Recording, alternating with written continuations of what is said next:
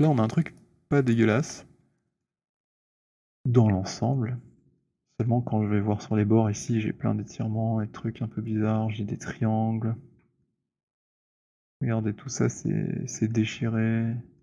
Ici aussi c'est cassé, là tout ça c'est cassé. Je pense même que ça se verra encore mieux avec un Phong. Vous voyez ces petits pincements là? Comme on est un peu fainéant, on va pas corriger tout ça en faisant des quads proprement. On va juste copier le mesh propre. On va recopier les normales de notre beau capot sur notre capot avec les détails. Donc en principe, ici on avait le beau capot qui s'appelle reflet une pièce et je vais sélectionner l'autre. Alors là je fais un delete deformer history et un freeze transform. Le freeze transform c'est pour être sûr qu'ils soient tous les deux au même endroit au moment de faire le transfert. Et puis mesh transfer attribute. Alors pour que ce soit plus visuel, on va cacher ici la source. Donc il s'appelle reflet une pièce. Voilà. Donc on va copier de reflet une pièce vers le polysurface ici qui est notre capot. Et en fait ça marche avec les objets qui sont cachés, donc on voit directement les effets. Ça c'est plutôt chouette. Donc transfert attribute, on clique sur le petit carré, et là on a plusieurs options. Nous ce qui nous intéresse, c'est de copier les vertex normales. Donc on va mettre on ici. Alors ensuite, dépendamment des cas, on va peut-être avoir besoin de différents réglages, mais comme on a freeze transformé et que nos objets sont superposés en world, et closest point, ça devrait fonctionner, ou closest normal, on va voir. Là vous avez vu quand j'ai fait apply, il y a tout qui a un petit peu bougé, et normalement on a quelque chose de tout beau. Alors certes tout beau, mais ici il y a un truc qui s'est passé, c'est que on n'a plus le renfoncement qu'on a créé. Par contre, partout où on avait des triangles, ici, c'est corrigé. Alors pour bien visualiser ce qu'on fait, ce qui est chouette aussi, c'est dans Display Polygon, Custom Polygon Display, on a cette petite boîte de dialogue qui permet de personnaliser l'affichage pour cet objet-là en particulier. Et on peut choisir d'afficher les vertices normales, mais en plus de leur donner une taille. Donc ça permet de bien voir. Voilà, bon là c'est peut-être un peu grand, donc je vais pouvoir personnaliser la taille de normale qui me convient normalement. Ah, ça c'est vertex size, pardon. On va essayer 3. C'est pas mal, je vais remettre à 3 ici, éviter d'avoir des ennuis plus tard. Et en fait l'idée c'est que tout ce qui est jaune, ça veut dire que c'est verrouillé, donc c'est pas calculé automatiquement en fonction des voisins. Comme on a copié de notre autre objet, en fait ici, les normales de cette face verticale qui devrait pointer comme ça horizontalement, bah, elles ont été récupérées de l'objet qui était lisse, donc elles sont toutes droites. Et c'est le même principe partout, ce qui donne l'impression que ce détail a été gommé. Donc la petite astuce là, ça consiste à prendre toutes les arêtes de chanfrein qu'on a faites,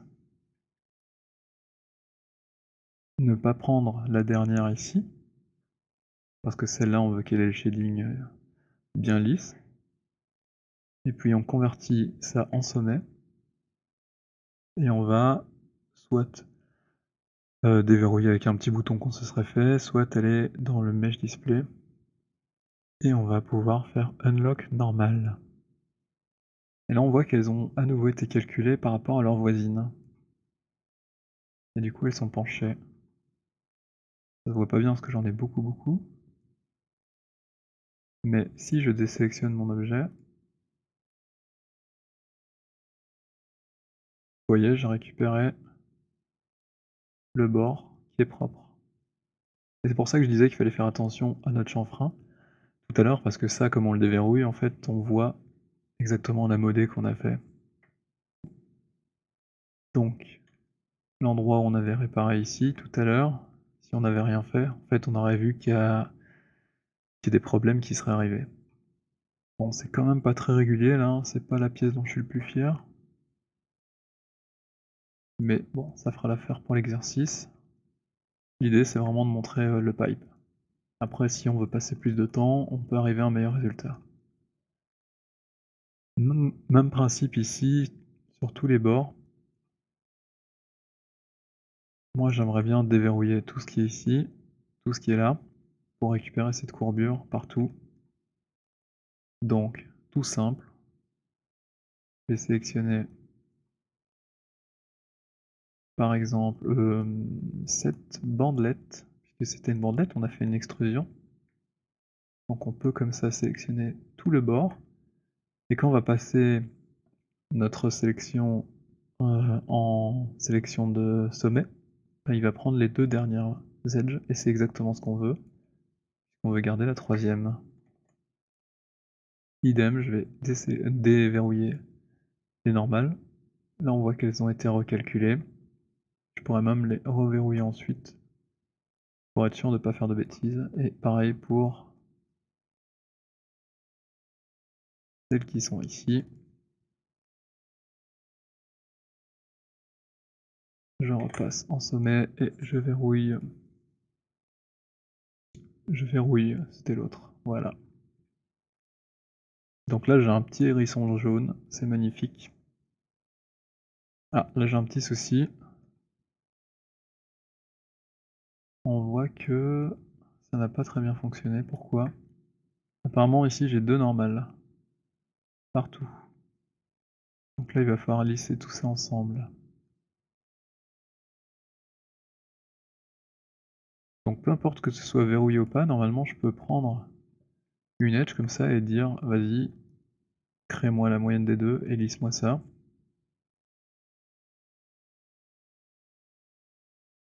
Et malheureusement ici ça n'a pas très bien marché. On voit que la pente a complètement changé entre les deux. Pas grave, on va déverrouiller tout. Et ça va avoir pour effet de les recalculer. Voilà. Donc là on a plus ou moins ce qu'on voulait. Et bizarrement, quand je reverrouille, ça casse.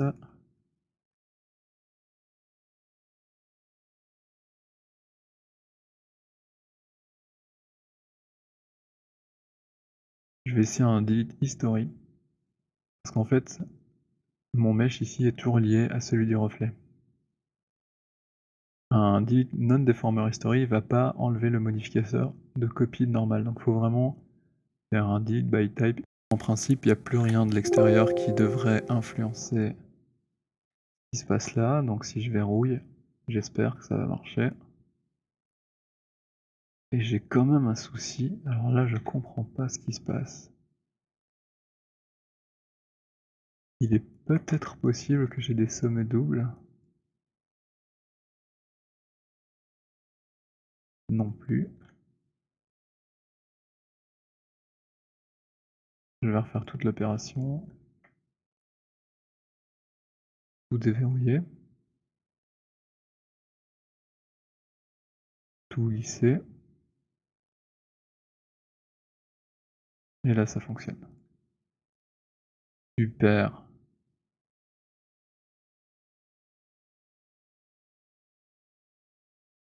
Encore une fois, si c'est pas parfait, c'est peut-être parce qu'on n'a pas été suffisamment précis dans toutes les étapes. Je pense que ce petit artefact de reflet là doit exister dans le mesh de référence.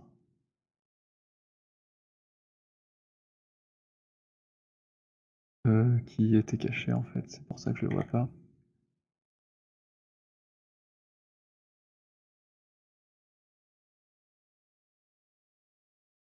Vous voyez, il y a déjà ce petit problème. Donc si on est vraiment très systématique au début, on peut avoir un résultat absolument nickel. Faut juste voir combien de temps vous êtes prêt à passer pour y arriver.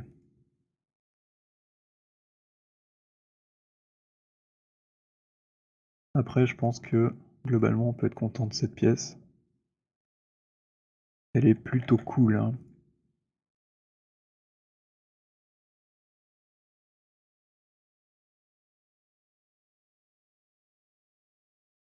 Alors là, j'ai l'impression qu'il ne l'a pas copié au point de symétrie, que j'ai un espace. Donc Maya le petit cachotier en fait a déplacé mon point de pivot. Je vais pouvoir le... Ah ben non, c'est tout à l'heure quand j'ai replacé mon objet. Donc je vais le replacer à 0 sur le plan de symétrie. Et même à 0, 0, 0 pour être sûr. Et là quand je vais faire mon instance, il se replace parfaitement symétriquement.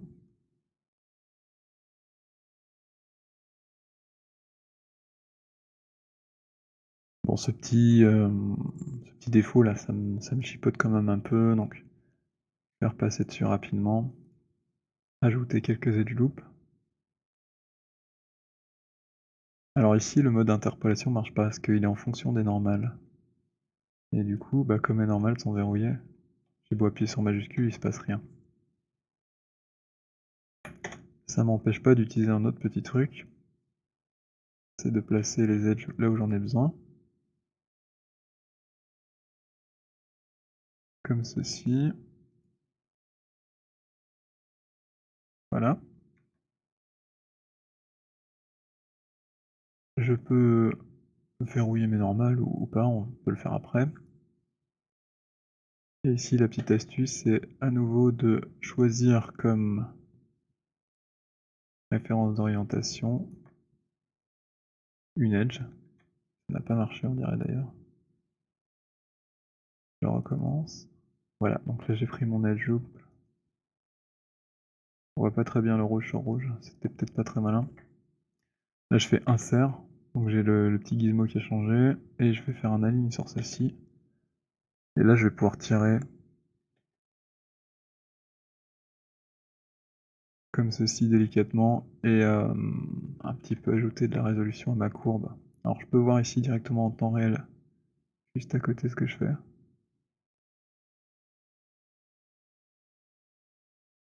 Alors l'idéal c'était peut-être pas prendre celle-là, parce qu'on voit que ça modifie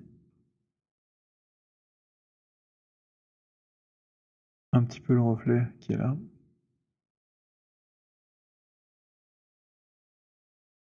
Capricieux tout ça. Dès que je désélectionne, il va me casser mon système local que j'ai créé. Allez, vas-y.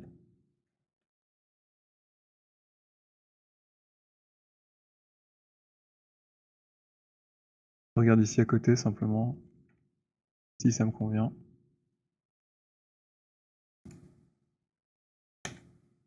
Même principe, insert. Je regarde la vue en symétrie pour ne pas être gêné par la maille. C'est mieux, je suis content. Suivante, même principe.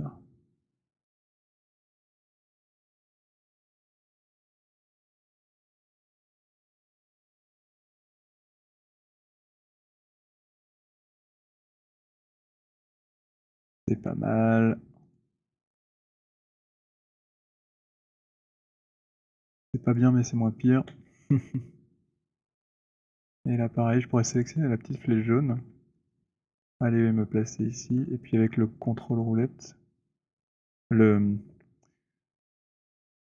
enfoncer roulette glisser plutôt, je peux comme ça bouger sur le dernier axe que j'avais choisi.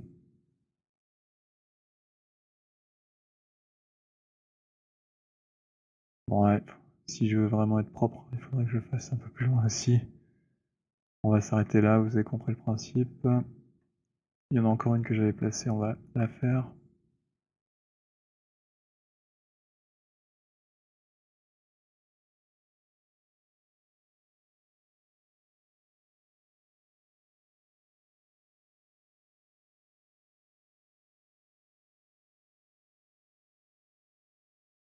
Et voilà.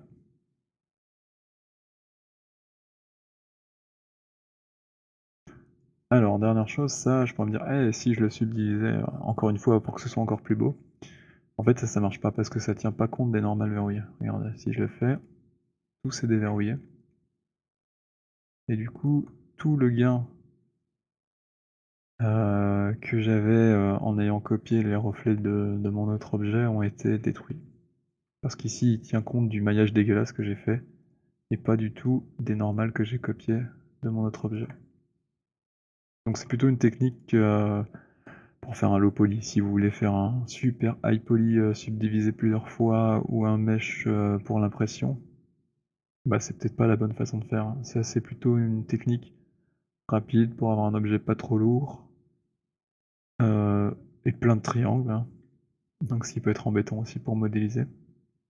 Mais ça permet d'avoir un objet, mid poly, un peu optimisé, voilà.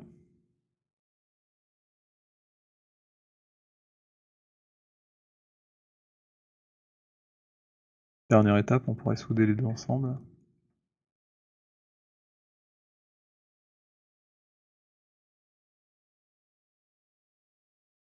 Alors là, je vais faire un combine et ici en vue top, je vais pouvoir sélectionner tous mes petits sommets. Alors là, je vais zoomer parce que je sais qu'ils sont proches. Voici. Alors là, les petites normales jaunes, c'est peut-être un peu embêtant. Donc, display, polygon display. Et ici, j'ai vertex normal. Évidemment, j'avais pas mon mesh sélectionné, donc ça n'a pas marché. Display, polygon, vertex normal. Voilà. La seule différence avec le menu de tout à l'heure, c'est qu'ici on peut juste activer, désactiver, on peut pas changer la taille.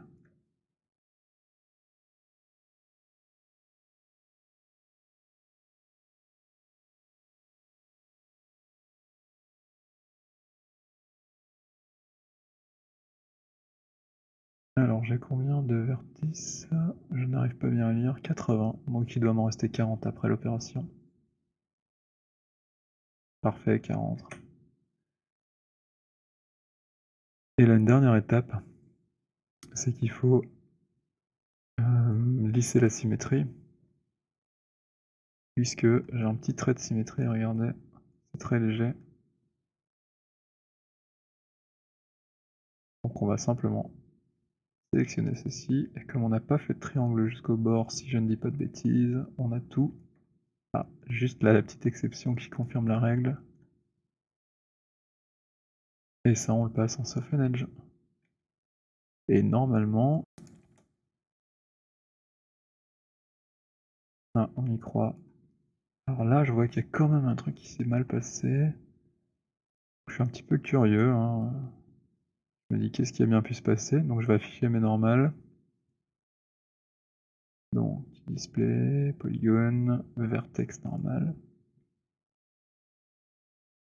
Et bizarrement, il n'y a rien qui me dit, qui m'indique que j'aurais pu avoir fait quelque chose de mal.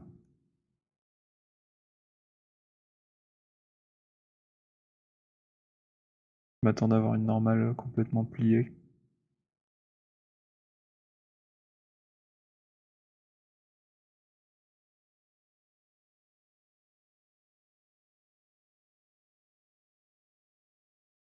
On va simplement trianguler dans l'autre sens.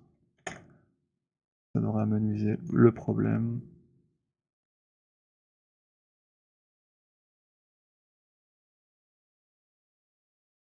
Mais je pense qu'il y a autre chose, hein.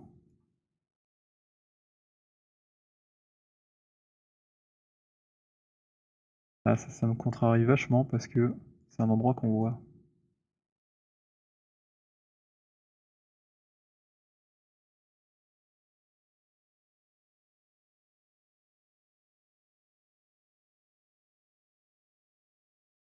Je pourrais recommencer toute l'opération, mais ce serait un peu contraignant. J'espère avoir un indice ici.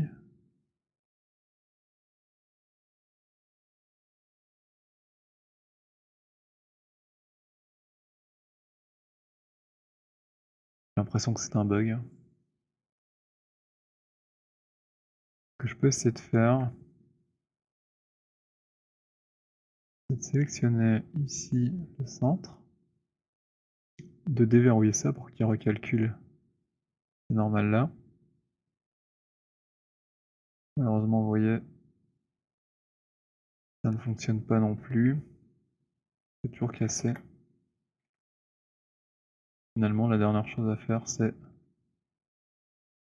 de tout déverrouiller et de recommencer. Alors ça, c'est le problème de la technique. Une fois que c'est verrouillé, en fait, je peux plus vraiment modifier mon maillage. Il faut chaque fois que je fais une modification, recopier mon mesh avec les beaux reflets. Donc c'est très important de le garder déjà, de pas le perdre. Parce que chaque modif qu'on va faire, il faudra re-béquer les normales. Donc ici, comme c'est en soudain la symétrie qu'on a eu un problème, moi je vais me dire, bah je vais simplement copier les deux côtés d'un coup. Je déverrouille tout. Je cherche à nouveau mon reflet une pièce. Ça doit être lui. Vérification, oui. Ah malheureusement j'ai que la moitié.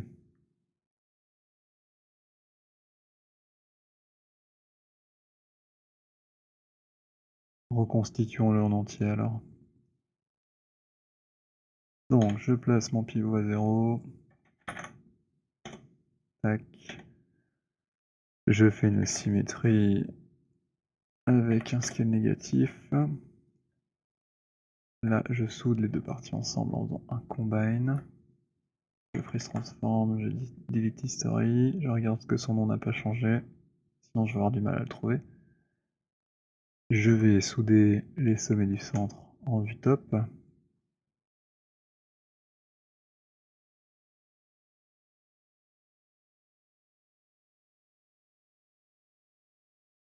Là, je fais attention de ne pas dépasser trop sur les côtés pour pas sélectionner par inadvertance d'autres sommets. Je prends ici ça.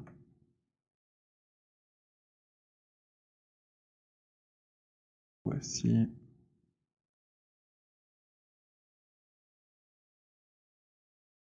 Hop. J'ai vraiment l'impression de voir un petit derrière de canard avec une petite queue ici à chaque fois. Ça me fait beaucoup rire. Donc 274 divisé en 2, ça fait 135,7. Non, c'est soudé que je veux faire moi. 154.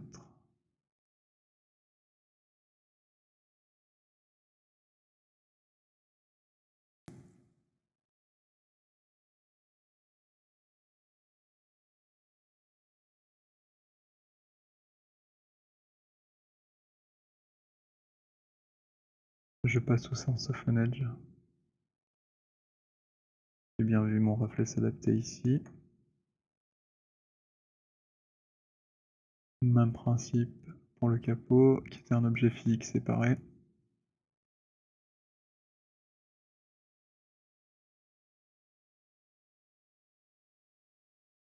Donc là j'ai un reflet continu. C'est ce que je vais récupérer juste après. Ok, ça me plaît.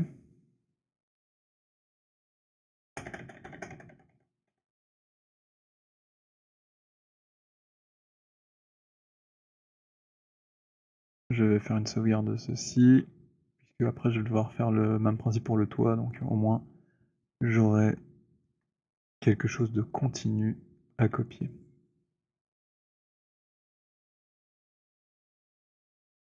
Ici, je vais cacher mon objet pour bien voir si ça copie correctement.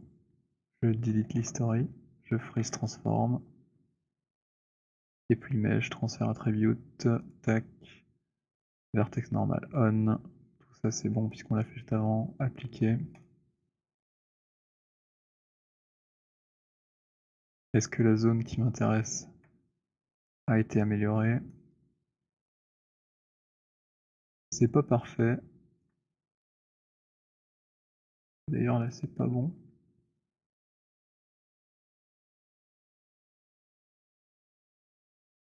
Ça n'a pas fonctionné en fait.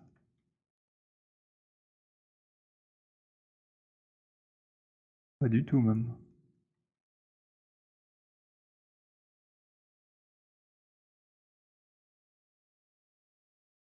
J'ai bien rien dans mon historique.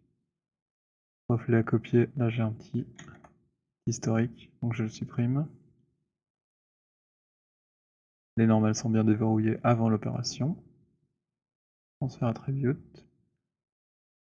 Alors, c'est exactement pour cette raison que je préfère ne pas le faire avec les objets superposés, parce que l'on voit pas ce qui se passe.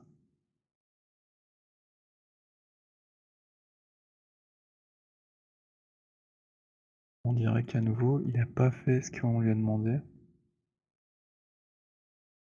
Quoique, si, c'est bon. Regardez là, c'est parfaitement continu, et j'ai perdu tous mes détails comme tout à l'heure, donc je vais devoir reconstruire en déverrouillant ça.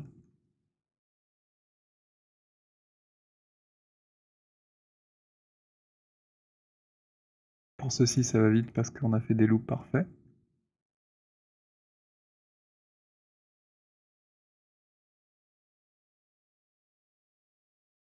Je déverrouille, je reverrouille, je contrôle.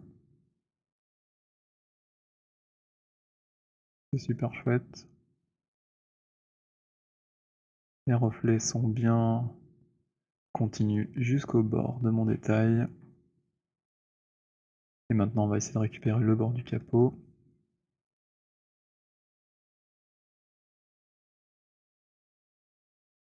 Là, ça fait le tour. Ok.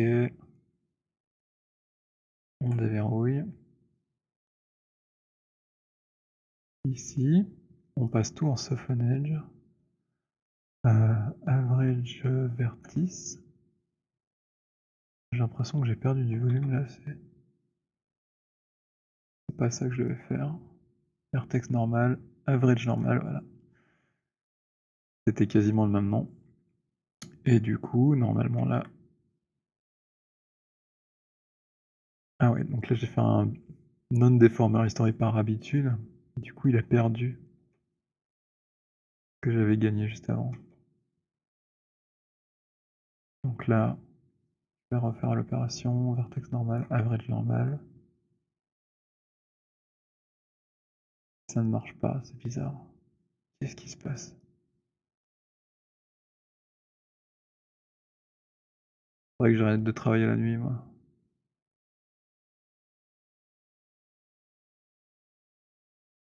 Ok, là on est bon.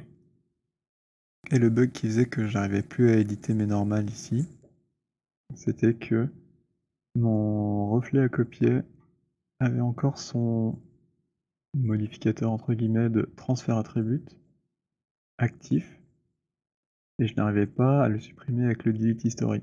Même si je faisais un delete history, il restait ici, et donc il contrôlait les normales de cet objet.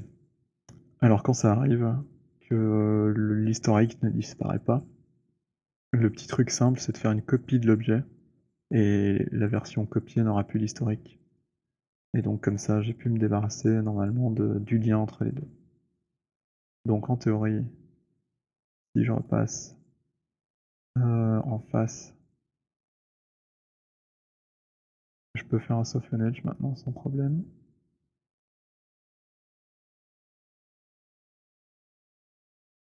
Reste normal, on est d'accord. Ah, c'est les edges qu'il me faut, moi. Donc, CTRL F10, voilà.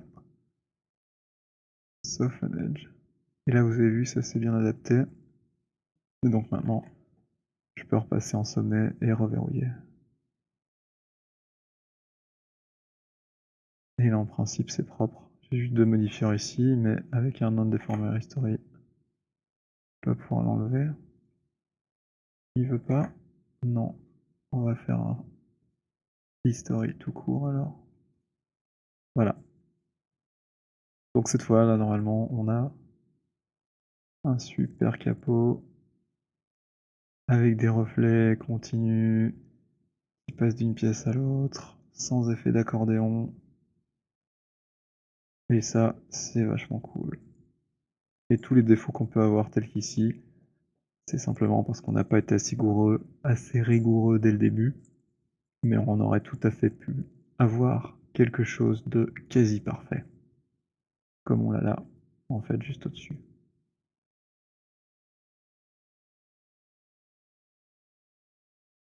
Alors le petit détail de finition, ici on a une petite bande de chrome sur le modèle d'origine. On pourrait essayer de créer ça rapidement. Alors, une petite astuce.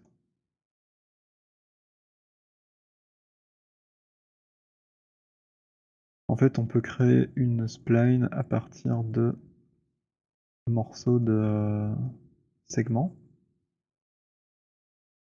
Donc je pourrais me dire, ok, je prends ce segment-là, et là je vais aller dans Modify Convert, et je vais pouvoir faire une spline à partir de mes edges.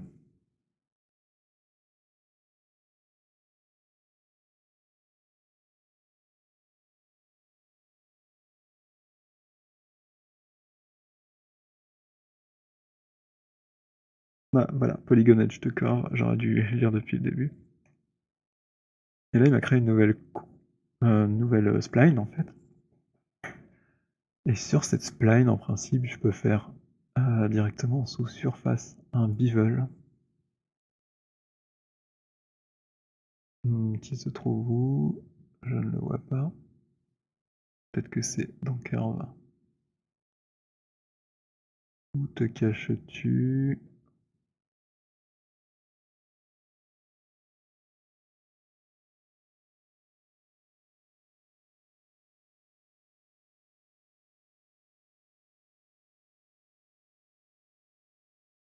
Ah, il était plus haut, voilà.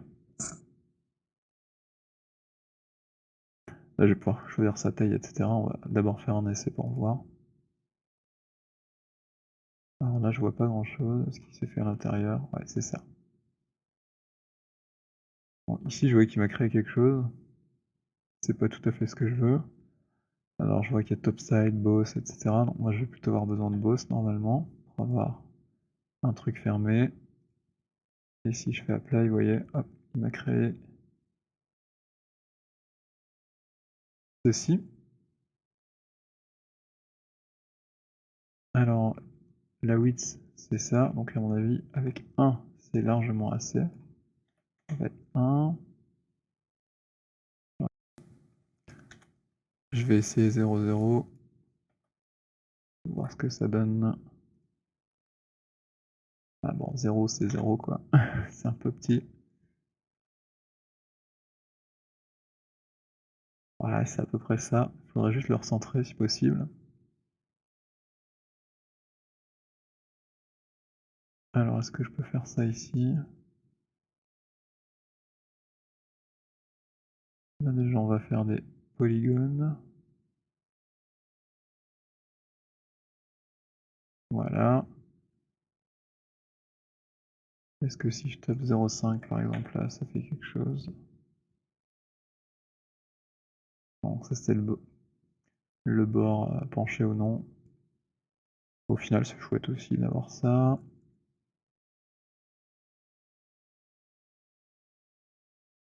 Alors, je pense pas que via cette boîte de dialogue, on puisse centrer sur la spline. Par contre, il y a quelque chose d'intéressant, c'est ici le Bevel Cap Edge. On a convexe, concave ou straight. Là, on était en droit. Par contre, si on passe en concave, en fait, on récupère une petite courbure concave comme ça sur les bords. Du coup, ça pour faire des joints autour des vitres et ce genre de trucs, c'est plutôt cool. On verra ça plus tard. Et si je fais convexe, là j'ai un truc un peu plus arrondi.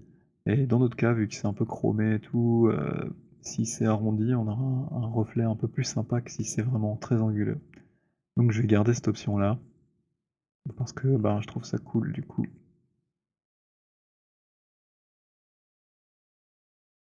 Et ici simplement, ce que je pourrais faire c'est centrer le point de pivot. Et me dire ok, je vais forcer le 0 à aller en 0. Et là je sais que c'est au centre. Petit matériau de chrome. C'est tout noir parce qu'en fait les normales sont inversées, elles sont à l'intérieur, donc je vais les retourner. Et là, j'ai plus qu'à fermer ma forme. Éventuellement enlever ça si c'est pas nécessaire. Par exemple, un petit bridge ici. Et un fil haul juste au-dessus.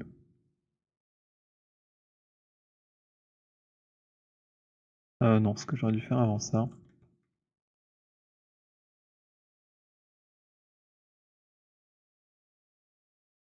c'est encore une fois changer le polychrome parce que là c'est un peu abusé.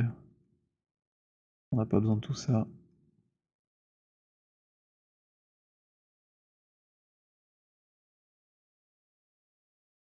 Plus sympa avec un... Voilà, genre un petit reflet cool, ça me plaît. Et j'ai 700-800 tri. Et un peu moins scandaleux que les 1000 de départ. Même si encore une fois c'est pas vraiment la question.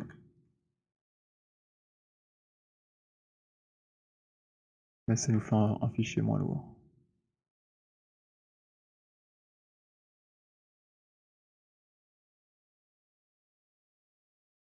Petit bridge et un fil.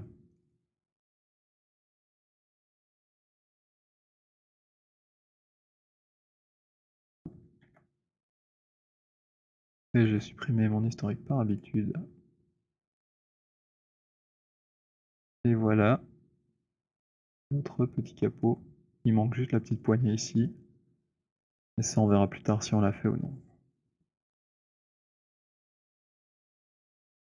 Et alors voilà ici, j'ai importé dans Unreal ce que j'ai fait aujourd'hui pour pouvoir voir si tout simplement c'est la qualité que j'attendais. Parce qu'il faut bien se dire que l'utilisateur final il verra jamais notre fichier Maya ou 3ds Max ou que sais-je. Il verra que le résultat, donc il faut en permanence tester ce résultat dans le moteur final qu'on va utiliser. Et là c'est plutôt cool. On voit pas trop les défauts.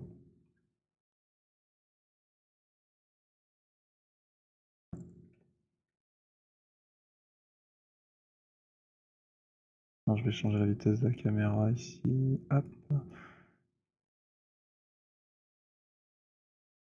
Et même les endroits qu'on trouvait un petit peu low poly dans Maya, on sent que c'est pas très fluide, mais ça passe. On s'attarde pas trop.